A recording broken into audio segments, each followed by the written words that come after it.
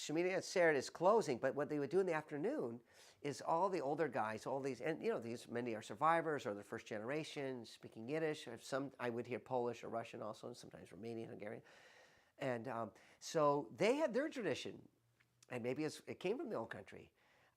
So just between the closing of Shemini Atzeret and the beginning, the Onheb of Simchas Torah, they would study and sing a certain text. I can't remember what, but what I remember is they would have nuts, peanuts, but ones that you have to crack open the shell, and beer, nuts and beer, and the shells covered, just, I mean, they didn't even. So I remember coming and looking for the unopened ones, or there was a peanut stuck in it, and like sipping, like a little remainder of a beer. I'm 10 years old, and it was a.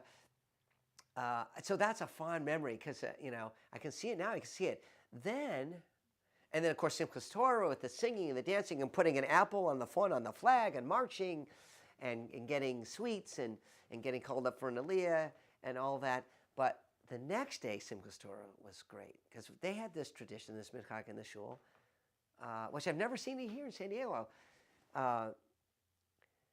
So Simchas Torah, what you do is. The kids, the youth, we would go up, and they're davening, and serious davening. We would go up and take the talesim, and we would take the tzitzits, and we would tie them to each other's tzitzits, or tie them to the legs of the chairs quietly, so that when they got up, the tzitzit came off, the chair came over, or when they all got up, all their tzitzits are off like that, And of course they would get angry, so they kind of knew, and we like crawling underneath or trying to catch them. Hey, give us a little smack or something, a potch, and I did that with my cousin Ilana.